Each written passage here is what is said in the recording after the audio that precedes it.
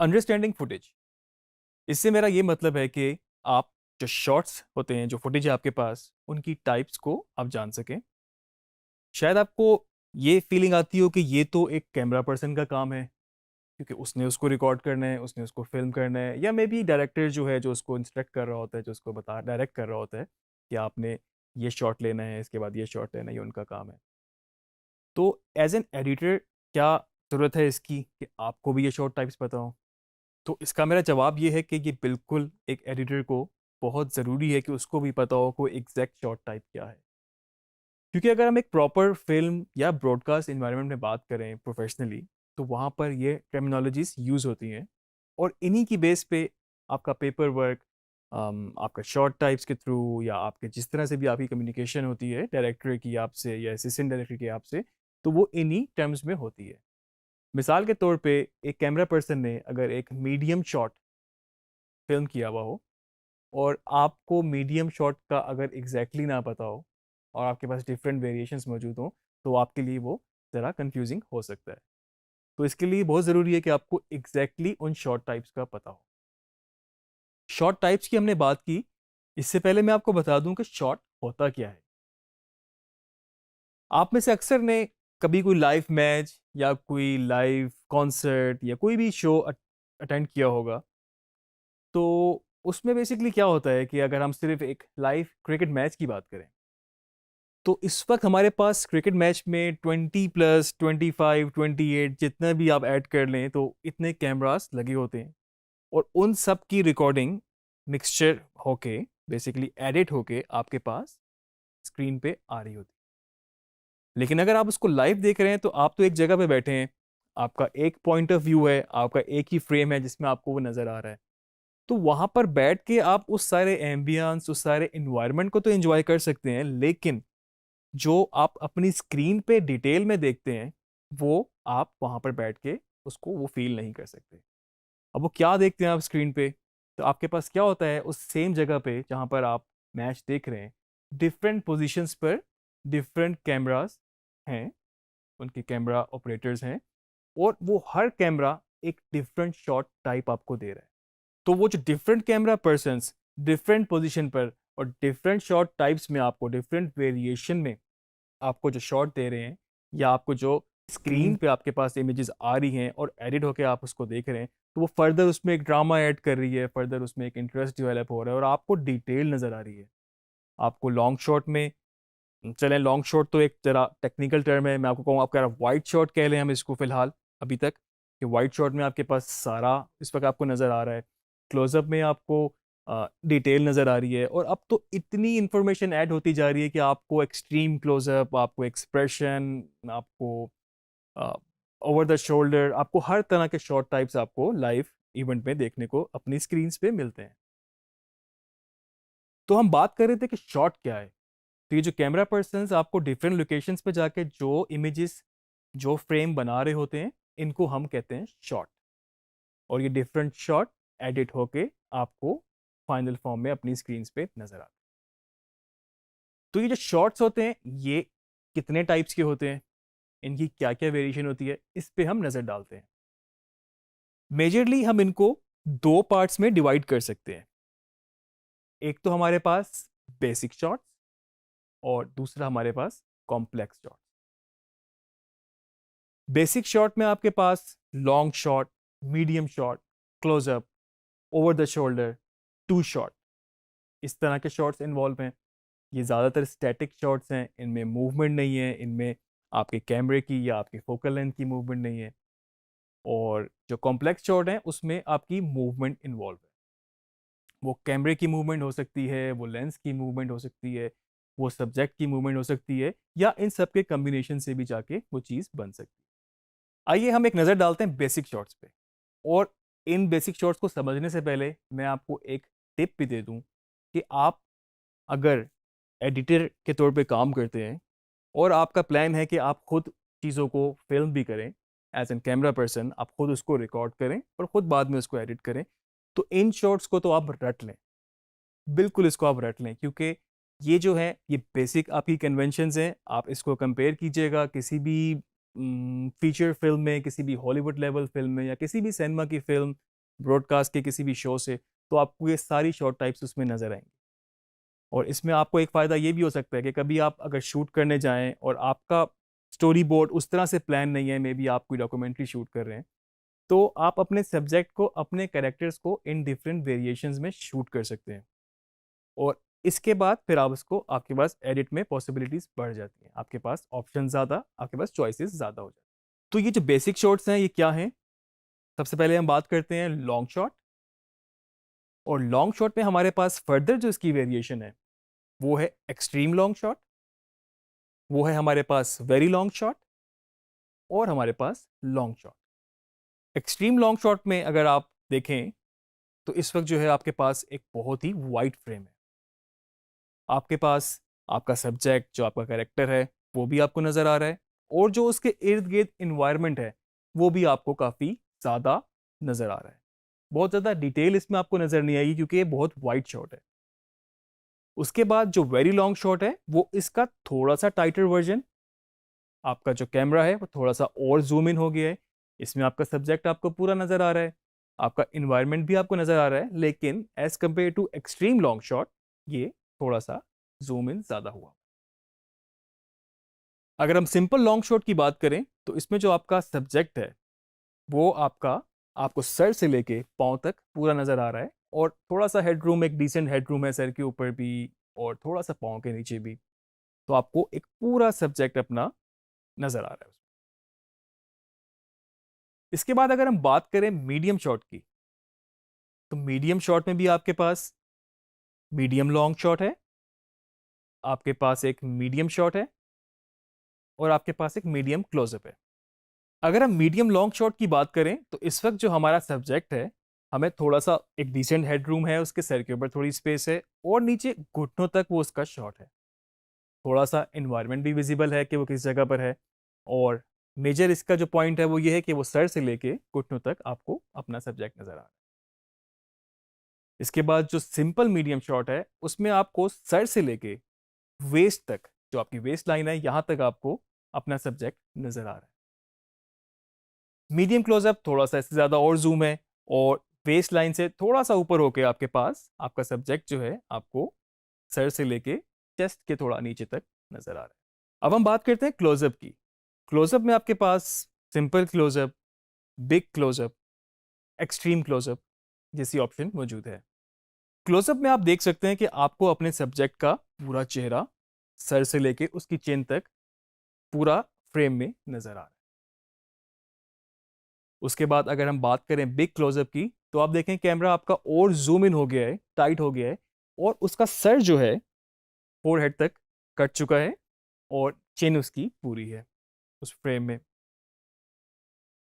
और extreme close up, बिल्कुल आंखों का इस वक्त जूम हुआ है, क्लोजअप है आंखों का, एक्सट्रीम इसलिए इसका नाम दिया गया है। तो ये आंखें भी हो सकती हैं, ये आपकी होंठ भी हो सकते हैं, मे बी नाक हो सकती है, कान हो सकती है, स्पेसिफिक एक जगह को ही फुल एक्सट्रीम हद तक जूम किया हुआ है। हर शॉट का अपना अपना पर्पस है। अब एक्सट्रीम क्लोजअप में आपको अक्सर कभी इंटेंसिटी दिखानी हो, कभी आपने कोई आंखों से, किसी ने कोई फिल्म में दिखाया कि उसने इशारा किया है, तो मे बी एक्सट्रीम क्लोजअप का शॉट था, या किसी के एक्सप्रेशन, इमोशंस, कोई गुस्सा आ गया है तो आपने आंखों का क्लोजअप उसको दिखा दिया। किसी ने कोई विस्पर किया तो मे बी उसका एक्सट्रीम क्लोजअप है होंठ का, कोई बात सुनाई दी, कान का एक एक्सट्रीम क्लोजअप है। तो हर शॉट, ख्वाह वो लॉन्ग शॉट हो, मीडियम शॉट हो या क्लोजअप हो, हर एक का अपना अपना एक पर्पस होता है। और फिल्म की लैंग्वेज में इसको जब यूज़ करते हैं तो पर्पसली ही यूज़ करते हैं। वेरिएशन एक अपनी जगह, लेकिन एक फिर भी पर्पसली इसको यूज़ किया जाता है ताकि एक आपका नैरेटिव और इंटरेस्ट बिल्ड होता रहे। इसके बाद दो और शॉट हैं जो बेसिक शॉट्स कैटेगरी में फॉल करते हैं। वो है आपके पास टू शॉट और over the shoulder shot. Two shot जैसे नाम से ही आपको क्लियर है, दो लोग होते हैं इसके अंदर।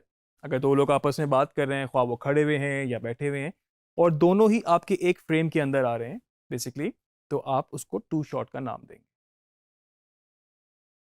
ओवर द शोल्डर शॉट में आपके पास शोल्डर के पीछे कैमरा रखा होता है, और आपका जो सब्जेक्ट है, जो आपका करेक्टर है, दो लोग मतलब अगर आपस में बात कर रहे हैं तो आपको एक का चेहरा नजर आ रहा है और दूसरे का आपको शोल्डर नजर आ रहा है, यानी कि थोड़ा सा उसकी बैक, साइड और शोल्डर नज़र आ रहा है। और इस तरह से जब आपको सेकंड बंदे का फिल्म करना होता है तो आप अपनी उसी कैमरे को शिफ्ट करते हैं और आप फिर दूसरे के शोल्डर और दूसरा सब्जेक्ट आपको नज़र आना शुरू होता है। ये नॉर्मली आपको दो लोगों की कन्वर्जेशन में ही नज़र आएगा और इससे आपको जस्टिफाई भी हो जाता है कि किससे बात हो रही है, किस एंगल से बात हो रही है और आई लाइन किस तरफ है, और फिल्म मेकिंग में इसका खासा इस्तेमाल किया जाता है। ये थे आपके बेसिक शॉट टाइप्स। मैं अगेन आपसे कहूँगा कि आप इनको प्रैक्टिस करें, आप इनको रिकॉर्ड करें। तो आपके पास मोबाइल फ़ोन वाला कैमरा है या आपके पास कोई डीएसएलआर है, आप इनको रिकॉर्ड करें, आप इनको प्रैक्टिस करें और इनको एक साथ कंपाइल करें।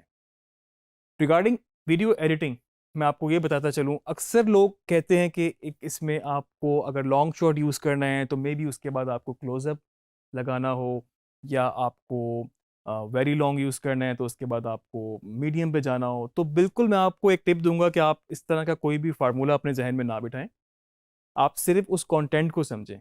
हमने बहुत सारे केसेस में देखा है कि अगर हम एक एग्जांपल इस वक्त ये लें कि आप शुरू में ही सब कुछ एक्सट्रीम लॉन्ग शॉट में या लॉन्ग शॉट में अपना सब्जेक्ट के साथ इन्वायरमेंट भी रिवील कर देते हैं, और उसके बाद फिर आप डिफरेंट शॉट्स वेरिएशन में कट करके अपनी स्टोरी बना रहे होते हैं।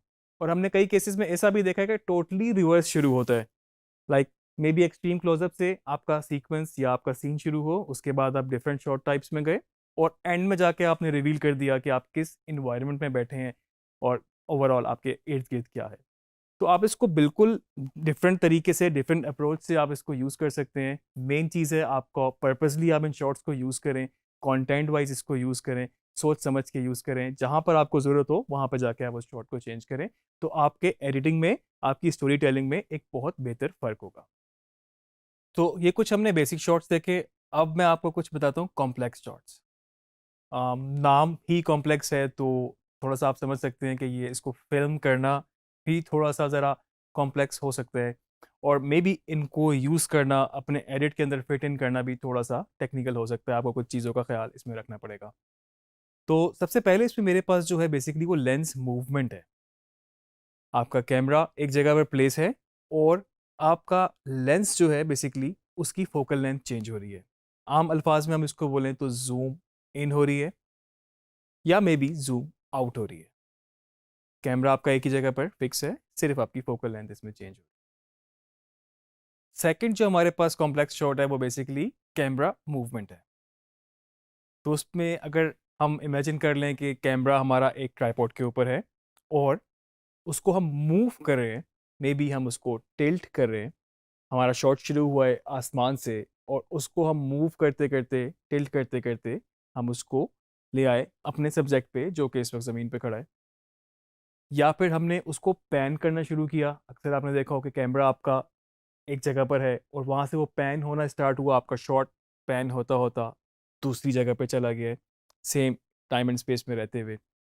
तो इसमें हम कैमरा मूवमेंट इन्वॉल्व हो जाती है। इसमें हम टिल्ट अप, टिल्ट डाउन कर सकते हैं, हम इसमें पैन कर सकते हैं राइट टू लेफ्ट या लेफ्ट टू राइट में हम इसको यूज़ कर सकते हैं।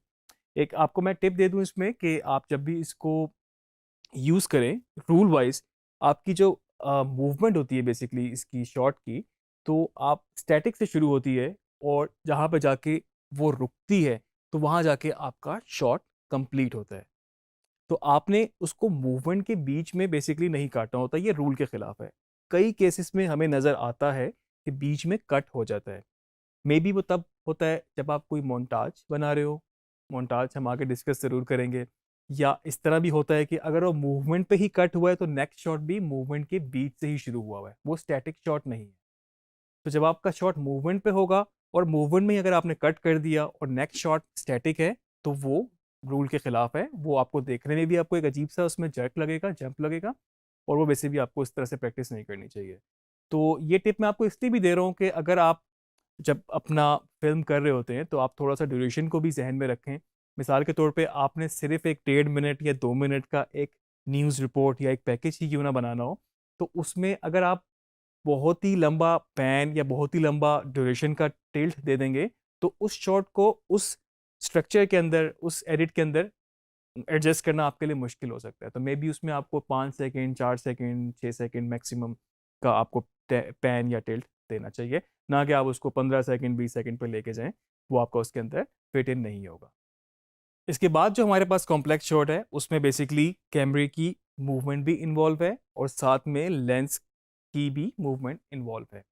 आपने अक्सर कभी देखा होगा फिल्म की रिकॉर्डिंग के वक्त आपको एक ट्रैक सा नज़र आएगा और उसके ऊपर कैमरा फिट हुआ हुआ होगा और आप उसको मूव कर रहे होंगे। अब उस ट्रैक मूवमेंट में बेसिकली आपका कैमरा भी फिजिकली मूव हो रहा है और साथ में आपको अपनी लेंस को भी मूव करना पड़ रहा है। अब आजकल आपको जिप की सूरत में भी ये नज़र आते हैं, या फिर मे बी आप अब तो ड्रोन भी आ गए हैं, ड्रोन में भी आपके पास मूवमेंट और सारी चीज़ें होती हैं इस तरह से। तो आपके पास ये बेसिकली कॉम्प्लेक्स शॉट में मूवमेंट इन्वॉल्व हो जाती है, जिसमें कैमरा आपका कहीं पर माउंट हुआ हुआ है या मे बी ट्रैक पर है, और उसके बाद कैमरे की भी मूवमेंट है और साथ में लेंस की भी मूवमेंट। फोर्थ में इसमें अगर बात करूं तो सब्जेक्ट भी इसमें ऐड है, सब्जेक्ट की मूवमेंट भी इसमें ऐड हो गई है। तो अब आप सोचें कि आपका सब्जेक्ट में भी आप कोई इवेंट कवर कर रहे हैं जिसमें रेस है, रनिंग है, और अब पूरा लैप पूरा करना है और उसके बाद आपके पास कैमरे की पोजीशनिंग है। तो एक सब्जेक्ट जिसको आप फिल्म कर रहे हैं, अब वो मूवमेंट में है। अब आपका जो शॉट टाइप है वो डिसाइड करता है कि आपने उसको फॉलो करना है, या आपका कैमरा में भी स्टैटिक होगा, एक जगह पर माउंट होगा, एक जगह प्लेस होगा और उसके बाद आपका सब्जेक्ट मूव कर जाएगा। अगर आपने उसको फॉलो करना है तो आपको उसको फॉलो के साथ मूवमेंट भी अपने कैमरे की ऐड करनी है। तो आपका सब्जेक्ट भी मूवमेंट में आ गया, आपका कैमरा भी मूवमेंट में आ गया, और उसी हिसाब से आप उसमें अगर कोई पैन टिल्ट हो रहा है तो आपको वो पहले से उसको प्लान करना पड़ता है, ना कि आप मौके पे कंफ्यूज सा एक शॉट दें, तो वो शॉट भी आपका सही नहीं होगा। तो ये थे हमारे कुछ कॉम्प्लेक्स शॉट्स। अगर मैं इसको क्विकली समराइज करूं तो कॉम्प्लेक्स शॉट में आपके पास पैन हो सकता है, आपके पास टिल्ट हो सकता है, आपके पास पैन और टिल्ट दोनों एक साथ हो सकते हैं, आपके पास लेंस मूवमेंट हो सकती है, आपके पास लेंस मूवमेंट और पैन का कॉम्बिनेशन हो सकता है, या आपके पास लेंस मूवमेंट और टिल्ट का कॉम्बिनेशन हो सकता है। सब्जेक्ट मूवमेंट हो सकती है, सब्जेक्ट मूवमेंट के साथ आपका कैमरा पैन भी हो सकता है, और सब्जेक्ट मूवमेंट के साथ आपका कैमरा टिल्ट भी हो सकता है। तो ये सारे कॉम्प्लेक्स शॉट हैं, बड़ा स्मार्टली आपको इसको प्लान करना होता है, और जब ये सही तरीके से एग्जीक्यूट हो जाए फिर आप इसको अपने एडिट में यूज़ करते हैं। तो आपको पता होना चाहिए कौन सा शॉट सही है, कौन सा शॉट नहीं है। अगर एक पैन पूरा नहीं हो सका, मे बी एक सब्जेक्ट को वो फॉलो कर रहा है और सब्जेक्ट आपका फ्रेम से पहले या बाद में आउट हो गया है, तो आपको पता चल जाएगा कि ये शॉट सही नहीं है। मे बी उसके बाद आपके कैमरा पर्सन ने एक और वेरिएशन शूट की हो, तो आपको इसलिए अपनी फुटेज को प्रीव्यू करना भी ज़रूरी होता है। तो ये कॉम्प्लेक्स शॉट जो थे बेसिकली आपको आपके एडिट में कंबाइन होते हैं बेसिक शॉट्स के साथ, तो तब जाके आपका एक सारी स्टोरी बनती है।